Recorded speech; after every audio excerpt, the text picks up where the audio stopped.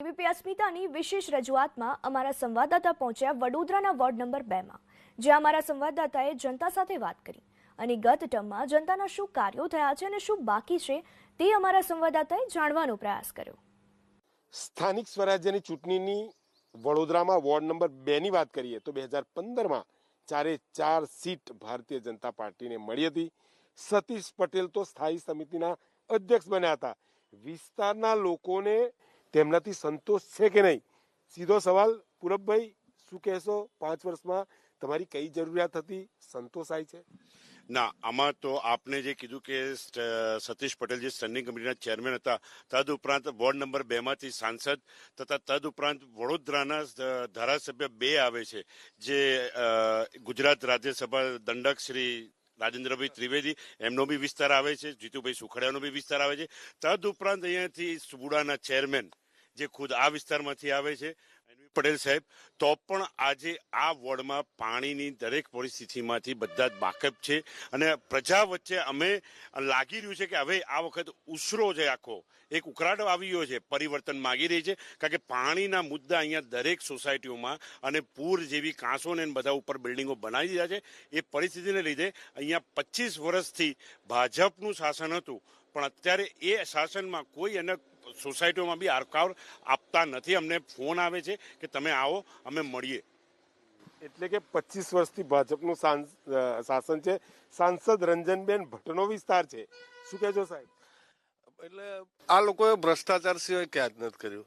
જ્યાં જુઓ ત્યાં પેવર બ્લોક ને એ નાખી અને ભ્રષ્ટાચાર જ કર્યો છે. કારણ કે પાણી માટે ધ્યાન નથી આપ્યું. અમારે ત્યાં સંતોષીનગર વાળો એરિયા, જે રિલાયન્સ ફ્રેશ વાળો, દર વર્ષે પૂર આવે છે, લોકોના ઘરમાં 4 ફૂટ પાણી હોય છે. ત્યાં આગળ સિમ્પલ લોજિક છે કે એક રિઝર્વિયર બનાવી દે તો આ બધું જ પાણી ગ્રાઉન્ડ લેવલે જતું રહે અને ગ્રાઉન્ડ લેવલ પણ ઊંચું આવે. પણ હજુ બીજેપીના કોઈ પણ શાસકને મગજમાં આ બેસતું નથી. એટલે એમનો ઇન્ટેન્સ પબ્લિક ભલે પરેશાન થાય, અમારે અમારું ઘર ભરાવવું જોઈએ, બીજું કંઈ જ નથી. ઘર ભરાવવું જોઈએ નેતાઓનું અને લોકોના ઘરમાં પાણી ભરાવવું જોઈએ એવું કહી રહ્યા છે. ફ્લડની સ્થિતિને વડોદરા તમને યાદ હશે. શું કહેશો? એ સાહેબ, હમણાંની જ વાત છે કે આ લોકો જ્યારે ટિકિટો ફાળવતા ને ત્યારે હું એક નાગરિક તરીકે વર્ષોથી સામાજિક સેવા કરું છું, બધા જાણે છે. બીજું, આ વિસ્તારમાં પાછળ કેનાલ પાછળ આ લોકોને મેં જૂના ડિવાઈડર કોઈ જગ્યાએથી 5 લાખ રૂપિયાનું કામ હતું ને 1 લાખમાં પતાવવા માટે મેં સ્ટોપ કરાવી દીધું. નજરે બધા જાણે છે આ વસ્તુ. બોલો, આ જ રીતે આ લોકોએ કાર્યક્રમ કર્યા છે. અને પાણીની કાયમ દરેક સોસાયટીમાં સમસ્યા છે. કોઈ જગ્યાએ એવું સંતોષ નથી કે અમારે પૂરતું પાણી આવે છે. વધતા વર્ષોથી વરસાદનું પાણી એ લોકો મેનેજમેન્ટ કરી શક્યા નથી, ગટરોનું કામ કરી શક્યા નથી કે ડ્રેનેજનું. કોઈ જગ્યાએ પાણીની ચોમાસું આવે એટલે ગઈ સાલ જ એવી પરિસ્થિતિ ઊભી થઈ હતી કે જે મારા ફોટા છે કેડ સામા પાણીના.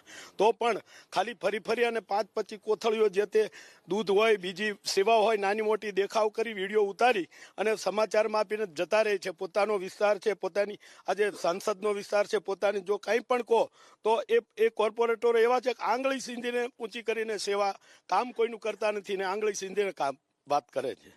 ચૂંટણી ક્યારેક ચોમાસામાં પણ આવે તો જરૂરી છે લોકો દૂધનું દૂધ, પાણીનું પાણી કરી શકે. શું કહેશો સાહેબ? હા, મારું કહેવાનું એટલું જ છે કે આ વિસ્તારની અંદર માન્ય સંસદ સભ્યો છે, એનવી કાકા હતા, તેમ છતાં આ વિસ્તારની અંદર મોટામાં મોટો ત્રાસ પાણીનો છે. જે બીજા માળે અને ત્રીજા માળે પાણી પહેલાં સડતા હતા, એ 25 વર્ષની આ લોકોની સરકાર હોવા છતાં બહેનોને નીચે પાણી પણ મકાનમાં મળતું નથી. એટલે બહુ જ મોટો ત્રાસ છે.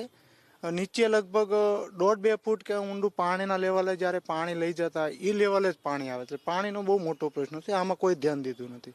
આ લોકોએ મોસ્ટ ઓફ મોટું ધ્યાન કયું દીધું છે? એ લોકોને જે વર્ષે કે 5 વર્ષે એ લોકોને જે કરોડ રૂપિયાની ગ્રાન્ટ ફળાતી હોય, એની અંદરથી એમને શું છે કે મોટું 60% જેવું કમિશન મળતું હોય એવું મને તો લાગી રહ્યું છે. એટલે આવું દરેક જગ્યાએ આ બતાવવા માટે જ્યાં જુઓ તો આ બાકડા પ્યોર બ્લોક નાખવા, પ્યોર બ્લોકને નાથી ઉપાડીને પાછા બીજે લઈ જઈને નાખવા. એટલે આ એક કૌભાંડ બહુ મોટું કરેલું છે. સામાન્ય રીતે આ જનતાનો જે મોટામાં મોટો પ્રોબ્લેમ છે મચ્છરનો છે. નાના બાળકો હોય છે, ખુલ્લી વરસાદી કાંસુ હોય છે. એ વરસાદી કાંસુને ડેવલપ કરવી પડે એની જગ્યાએ કશું કરવું નહીં, વોલ મૂકી દે છે. જ્યાં એ લોકો ચેમ્બરો બનાવે છે ત્યાં લગભગ તમે જુઓ તો 600 ઇંચ ઊંડા એ ચેમ્બરો હોય છે, જેમાં નાની વ્યક્તિઓ જે ગાડી લઈને જતી હોય છે એ બધી જ 2 વ્હીલના જે ગાડીઓ લઈને જતા એ બધા ખાડામાં પડતા, જેના કારણે કમરોમાં એ લોકોને મોટો પ્રોબ્લેમો થાય છે. ત્યાર ઉપરાંત જે મેઇન રોડો હોય એને વારંવાર એની ઉપર રોડો નાખ્યા કરે, પણ જે અંદર ટીપીઓના નાના રોડો હોય એમાં કોઈ પણ પ્રકારનો ડેવલપ કરતો નથી. ત્રીજું મારું એવું કહેવું છે એક આમ જનતા તરીકે કે જે જગ્યાએ આ લોકો ડ્રેનેજના પાણીના એવા ખાડા કરે છે ત્યાં 10 દિવસ સુધી એને પૂરવા માટેનું જોતા જ નથી. બસ એમનું કામ થઈ ગયું, એના ગ્રાન્ટમાંથી એટલું મળી ગયું, કમિશન મળી ગયું, પતી ગયું. બસ આ જ એ લોકો મહત્વની વાત સાહેબે અને કરી. સૌથી મહત્વપૂર્ણ વાત એ કરી કે 25 વર્ષ પહેલા બીજા માળે પાણી આવતું હતું, હવે ભોંય એટલે કે જમીનની નીચે 1.5-2 ફૂટ ઉતરીને પાણી ભરવું પડે છે. શું કહેશો? સાચી વાત સાહેબ. હવે હું અભિલાષા કેનાલ રોડ ઉપર રહું છું, ત્યારે ત્યાં રોડની કોઈ જરૂર હતી નહીં, તો બી આ જેમ ચૂંટણી નજીક આવી એમ એ લોકોને તૈયારી કરવી પડે એટલે એને ખાલી દેખાવ ખાતર ખાલી રોડ નાખી દીધો, જેનાથી આજુબાજુની સોસાયટી હતી, જે બે બાજુની સોસાયટી હતી એ ખાડામાં ગતી રહે. હવે એ ખાડામાં ચોમાસામાં જ્યારે પાણી આવશે ત્યારે એ સોસાયટીઓમાં પાણી ભરાશે. તમામ લોકોની વાતથી એક વાત ફલિત થાય છે. એબીપી અસ્મિતા શહેરે ફરી રહ્યું છે. એક વસ્તુ દેખાઈ રહી છે, છેલ્લા 20 દિવસથી વડોદરામાં તમામ જગ્યાએ કામકાજ ચાલે છે. રોડ રસ્તા બને છે, ડ્રેનેજનું પાણીનું તમામ કામ અત્યારે કેમ યાદ આવે છે? ક્યાંક ને ક્યાંક લોકોના વોટ મેળવવાની કોશિશ થઈ રહી છે, પરંતુ લોકો એ ફ્લડ ભૂલ્યા નથી કે લોકોના ઘરમાં પાણી ઘૂસ્યા હતા. એ લોકો એ નથી ભૂલ્યા 25 વર્ષ પહેલા બીજા માળ સુધી પાણી આવતું હતું, હવે જમીનની નીચે ઉતરીને ભરવું પડે છે. ક્યાંક ને ક્યાંક વોર્ડ નંબર 2 ની અંદર ભારતીય જનતા પાર્ટીના 4 કાઉન્સિલર ચૂંટાયા હતા, પરંતુ કોઈ કામગીરી કરી નથી, અને જેને લઈને સ્થાનિક લોકો બદલાવ ઈચ્છી રહ્યા છે.